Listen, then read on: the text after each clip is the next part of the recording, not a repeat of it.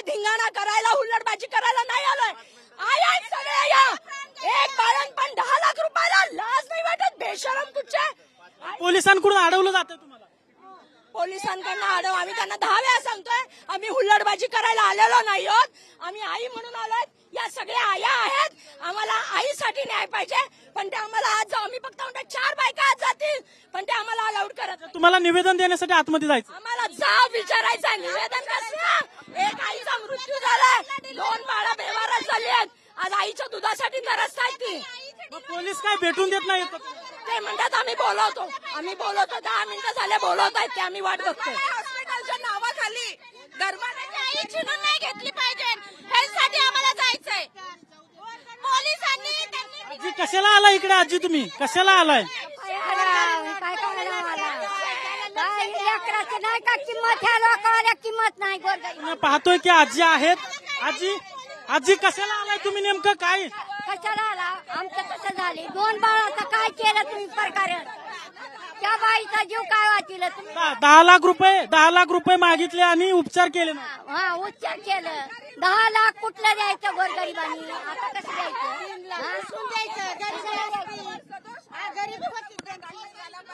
ताई हे सगळं प्रकरण घडून एवढा वेळ झाला तरी गुन्हा दाखल नाहीये. ताई फडणवीस काय झोपलेत का? एक ट्विट नाही बोललं नाही.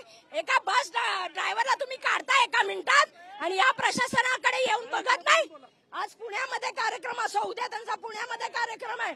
त्यांनी ताबडतोब याच्यावर कारवाई केली पाहिजे आणि हे मुजोर शासन जे आहे त्याच्यावर प्रशासकीय वचक राहिलेला नाहीये. त्यांचे धागेदोरे वरपर्यंत आहेत.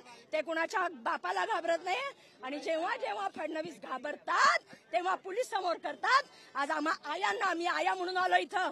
कोणता पक्ष नाही कोणता हेतू नाही हुल्लडबाजी नाही फालतुगिरी नाही. आम्ही फक्त जाब विचारायला आलो आई म्हणून आणि प्रशासनाला आणि दवाखान्यामधल्या लोकांना. ताई प्रशासन जर भेटायला बाहेर आलं नाही तर भूमिका काय असणार? आम्ही याच्यानंतर अमितेश कुमार पोलीस कमिशनर यांना भेटणार आहोत. त्याच्यानंतर महानगरपालिका कशाला 1 रुपया भाडं लात मारा यांच्या डॅशवर हाकलून द्या यांना आणि घ्या ताब्यात. परवानगी रद्द केल्या पाहिजे. जेव्हा तुमचं जे धर्मदाय आयुक्त परवानगी देतात आहेत का बघा बघू यांच्या धर्मदाय आयुक्तांच्या टर्म्स अँड कंडिशन. 25 बेड दारिद्र्य रेषेखाली असलेल्या लोकांसाठी नाही आहेत. अजिबात नाही आहेत. खोटं बोलतात. हे नियमावली पाळली जात नाही.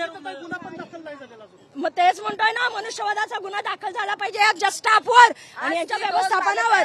आणि ह्या कोणत्याही अटी शर्ती धर्मदाय आयुक्तांच्या पाळल्या जात नाहीयेत.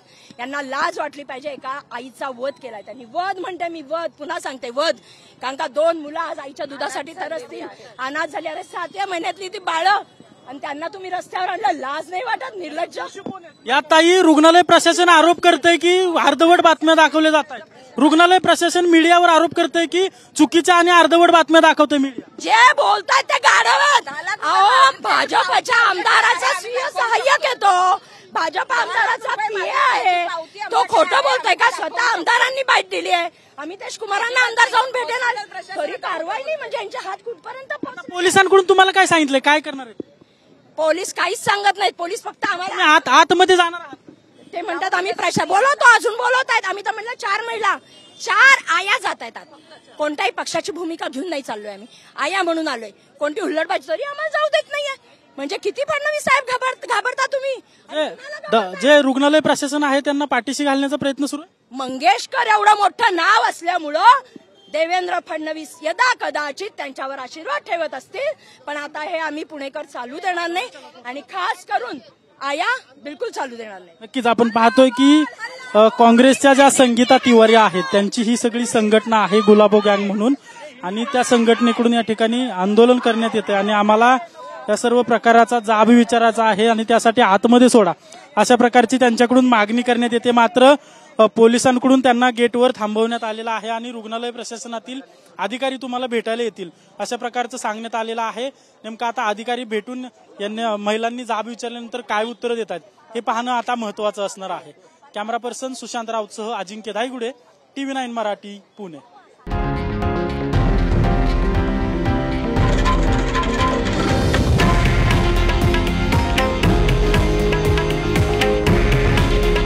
हे आहे देशातील नंबर 1 न्यूज नेटवर्क आणि आपण पाहत आहात TV9 मराठी.